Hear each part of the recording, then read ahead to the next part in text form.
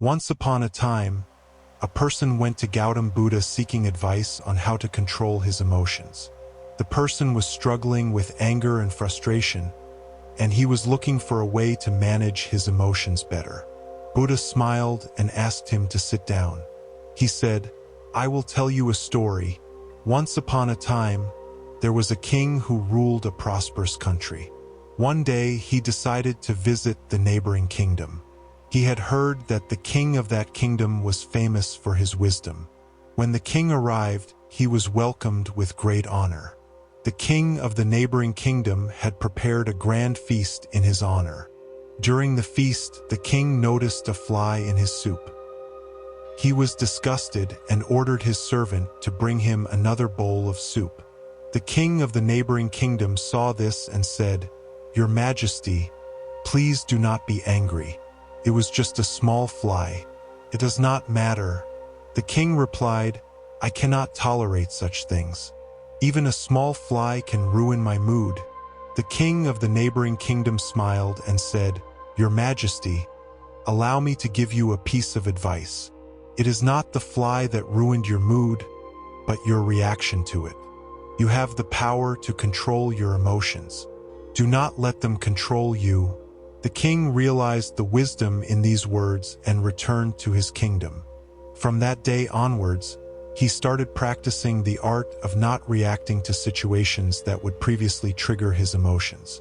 He found that he was able to maintain his composure in challenging situations and was able to make better decisions. The power of not reacting is an important lesson for all of us. We often react to situations without thinking, and this can lead to negative consequences. Reacting to situations with anger and frustration can damage our relationships with others and hinder our ability to make clear-headed decisions. However, it is important to understand that not reacting does not mean that we should suppress our emotions. Emotions are a natural part of our human experience, and it is important to acknowledge them. Instead of reacting impulsively, we should take the time to process our emotions and respond in a thoughtful manner. In another part of the world, there lived a young man named Michael. He was a very emotional person, and he often reacted impulsively to situations that upset him.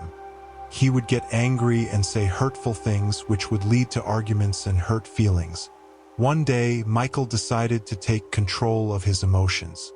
He knew that his impulsive reactions were causing more harm than good, and he wanted to change.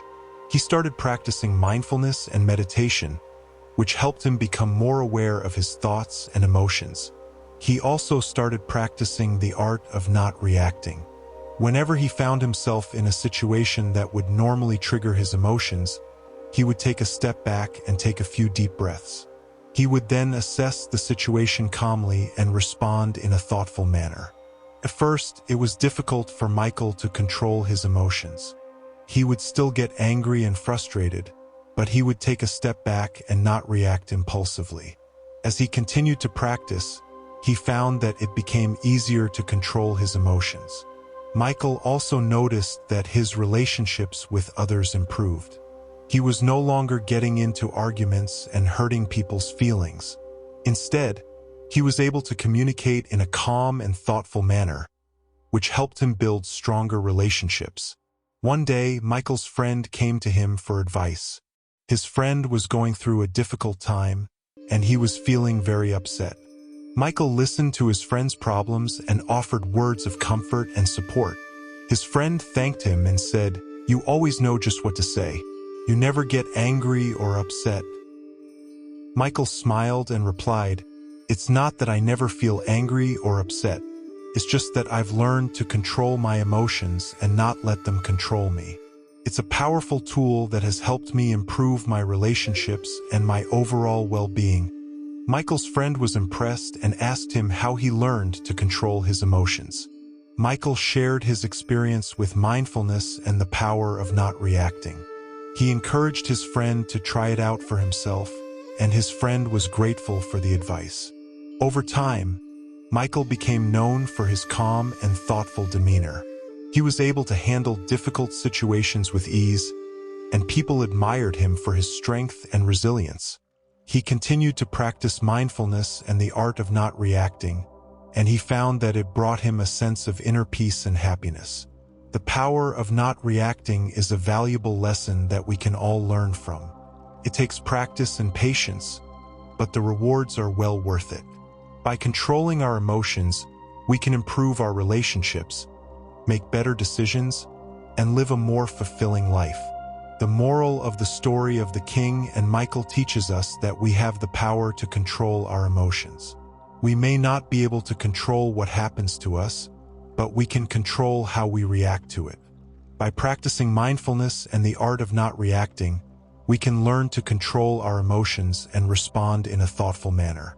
It's a powerful tool that can help us improve our relationships, our well-being, and our overall quality of life. So let us take the time to practice and cultivate this powerful skill and let it transform our lives for the better. Anger will never disappear so long as thoughts of resentment are cherished in the mind. Anger will disappear just as soon as thoughts of resentment are forgotten. He who holds back rising anger like a rolling chariot hears my call, a real driver. Other people are but holding the reins. Holding on to anger is like drinking poison and expecting the other person to die. One who conquers himself is greater than another who conquers 1,000 times 1,000 on the battlefield. Do not be led by your reactions. Be led by your actions. Peace comes from within. Do not seek it without. In a controversy, the instant we feel anger, we have already ceased striving for the truth and have begun striving for ourselves.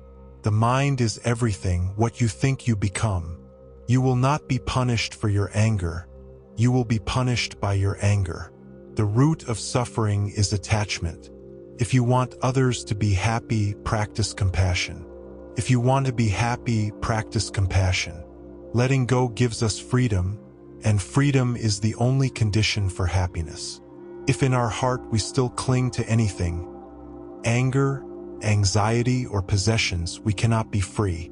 Better than 1,000 hollow words is one word that brings peace. All that we are is the result of what we have thought. Respond. Don't react. Respond with reason, not emotion. In the end, only 3 things matter: how much you loved, how gently you lived, and how gracefully you let go of things not meant for you.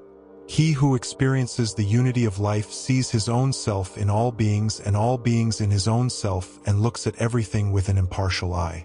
Happiness never decreases by being shared. We are shaped by our thoughts. We become what we think. Do not dwell in the past. Do not dream of the future. Concentrate the mind on the present moment. 3 things cannot be long hidden: the sun, the moon, and the truth. The only way to find true happiness is to let go of your attachment to things and people. The mind is everything. What you think you become. It is a man's own mind, not his enemy or foe, that lures him into evil ways. An idea that is developed and put into action is more important than an idea that exists only as an idea. There is no fire like passion, no shark like hatred, no snare like folly, no torrent like greed. What we think, we become. All that we are arises from our thoughts. With our thoughts, we make the world. If you want to fly, you have to give up what weighs you down. If you want to change the world, change yourself first. Happiness is not something ready-made. It comes from your own actions. The trouble is, you think you have time. The mind is like water. When it's turbulent, it's difficult to see. When it's calm, everything becomes clear. The tongue, like a sharp knife, kills without drawing blood. Do not seek to follow in the footsteps of the wise. Seek what they sought. Purity or impurity depends on oneself. No one can purify another. Let us rise up and be thankful. For if we didn't learn a lot today, at least we learned a little. And if we didn't learn a little, at least we didn't get sick. And if we got sick, at least we didn't die. So let us all be thankful. The only real failure in life is not to be true to the best one knows. The past is already gone. The future is not yet here. There's only one moment for you to live. To be idle is a short road to death, and to be diligent is a way of life. Foolish people are idle. Wise people are diligent. Hatred does not cease by hatred, but only by love. This is the eternal rule. Whatever a monk keeps pursuing with his thinking and pondering becomes the inclination of his awareness. Do not dwell in the past. Do not dream of the future. Concentrate the mind on the present moment. The mind is everything. What you think, you become. Do not look for a sanctuary in anyone except yourself. The only way to do great work is to love what you do. If you haven't found it yet, keep looking. Don't settle. As with all matters of the heart, you'll know when you find it. The greatest glory in living lies not in never falling, but in rising every time we fall. No one saves us but ourselves. No one can and no one may. We ourselves must walk the path.